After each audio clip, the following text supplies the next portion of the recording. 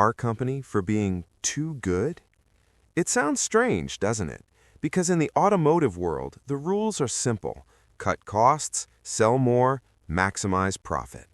For most brands, this is non-negotiable. Designs are shaped by budgets, engineering decisions are dictated by spreadsheets, and somewhere along the way, the soul gets lost in the numbers. But Saab never agreed to play by those rules.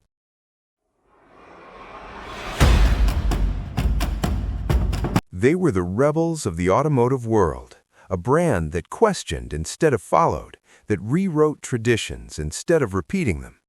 For Saab engineers, a car was never just a machine that takes you from point A to point B. It was a mindset, a philosophy, and above all, a challenge. Born from an aviation heritage, Saab never forgot the sky, even when building cars. Cockpit-inspired interiors, the iconic night panel that eliminated distractions during night driving, an almost obsessive focus on safety, none of this was accidental. Saab engineered even a family car with the precision and mindset of a fighter jet. And that's exactly where the problem began. Because in this world, being different often comes at a cost, and Saab's difference wasn't just in design, it was in their entire approach to business. They chose perfection over profit margins. They stepped outside the boundaries drawn by accountants, and that decision made them legendary, but also vulnerable.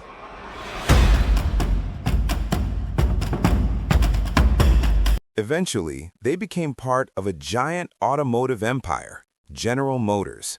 But inside those massive corporate gears, their rebellious spirit began to suffocate. The growing tension between Saab's identity and corporate control was slowly pushing the brand toward an inevitable end. Today, we're telling the story of a company that didn't just fail financially, but perhaps collapsed because it had too much character. A brand that refused to conform to General Motors' system and paid the ultimate price for that resistance. This is the tragic end of Saab.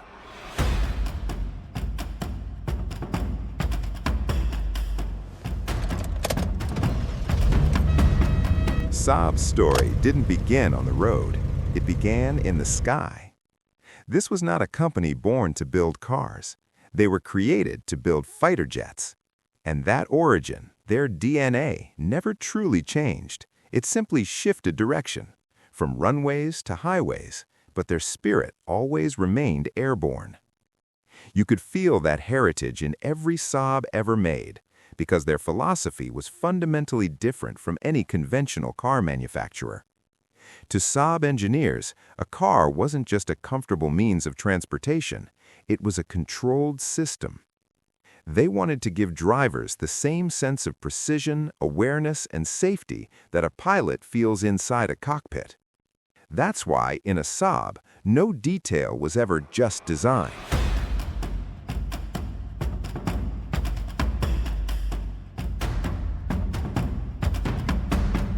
The ignition key placed between the seats, it may seem unusual at first glance, but it wasn't a stylistic experiment. It was a safety decision. In the event of a crash, it helped protect the driver's knees, a small, calculated engineering solution born from real-world thinking. Because for Saab, aesthetics would never come before safety. And then there was the night panel. At night, with a single button, all non-essential dashboard lights would disappear. Only the speedometer remained visible. The idea was simple. Eliminate every possible distraction that could take the driver's attention away from the road, just like in a fighter jet. Only critical information, only what truly matters. Saab didn't see the driver as a user, they saw them as a pilot.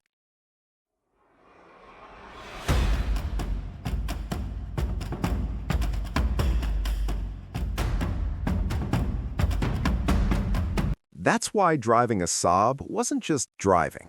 It was an experience, a statement, an identity. Saab was never built for everyone, and perhaps that's exactly why its drivers were never ordinary. If you were an architect, a doctor, an engineer, or simply someone who saw the world differently, Saab spoke your language, because Saab was the quietest way to say you were different.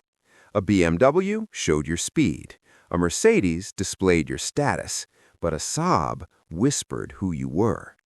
This wasn't just a car company, it was a philosophy on wheels. And perhaps that was their greatest mistake.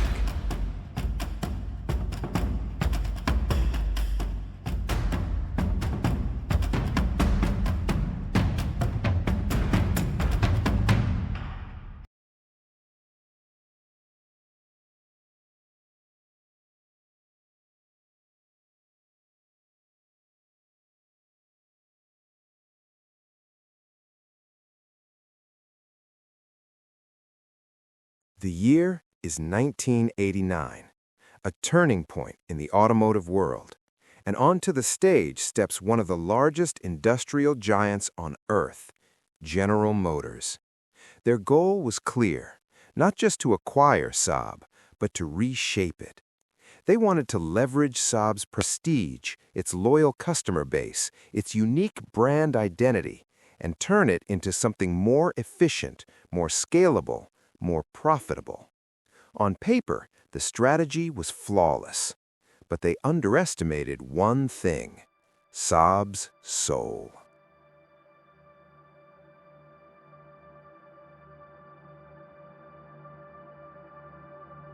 For General Motors, car manufacturing was a formula: component cost plus production efficiency plus economies of scale equals maximum profit. Every model had to fit that equation. Every decision had to serve the system. But Saab engineers refused to follow it. Because to them, a car was not a product. It was an idea, a solution, a statement of engineering integrity. So when GM came in and said, use the Opel Vector platform, it wasn't just a technical directive. It was an attempt to redefine Saab's identity. And the Swedish engineers refused to accept it. Not openly, but quietly, strategically.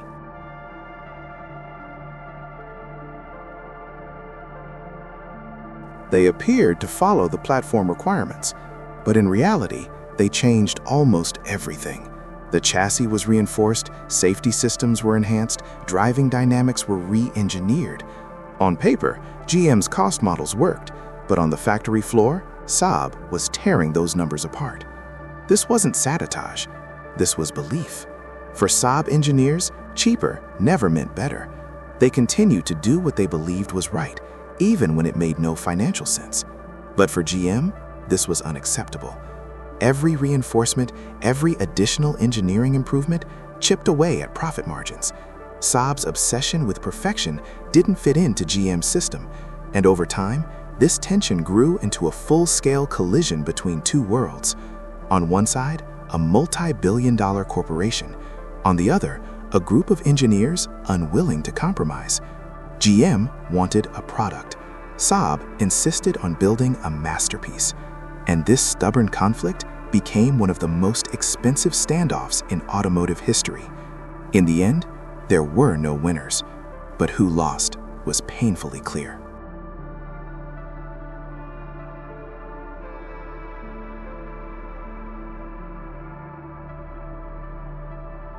And in the end, the inevitable happened. General Motors had run out of patience. After years of silent conflict, a decision had to be made.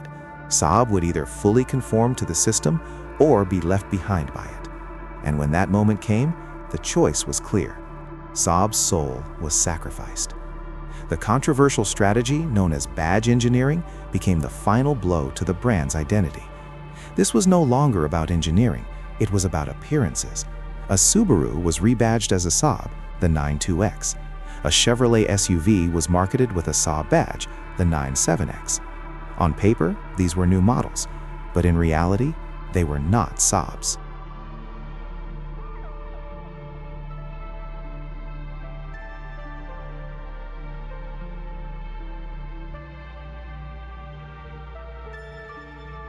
These cars slowly diluted everything Saab once stood for. Because Saab was never just a logo. It was a philosophy, and that philosophy could not be replicated. Loyal customers saw it, and for the first time, Saab drivers didn't feel connected to the brand, they felt betrayed by it.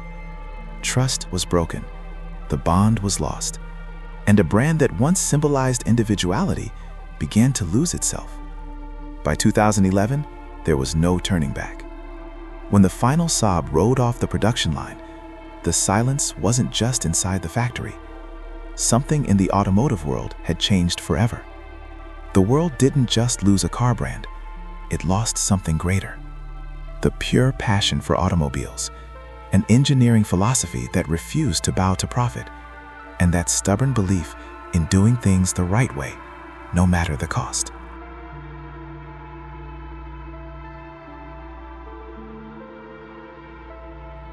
Today, Saab no longer builds cars. But every now and then, when you see a Saab on the road, time seems to pause, just for a moment. Because the person behind the wheel is not just driving a car. They're carrying an idea, an identity, a statement. And maybe that's why Saab never truly disappeared. It was simply too different for this world. So what do you think? In today's increasingly uniform, soulless automotive world, is there still a place for a brand like Saab? Let's meet in the comments. Thanks for watching. Goodbye.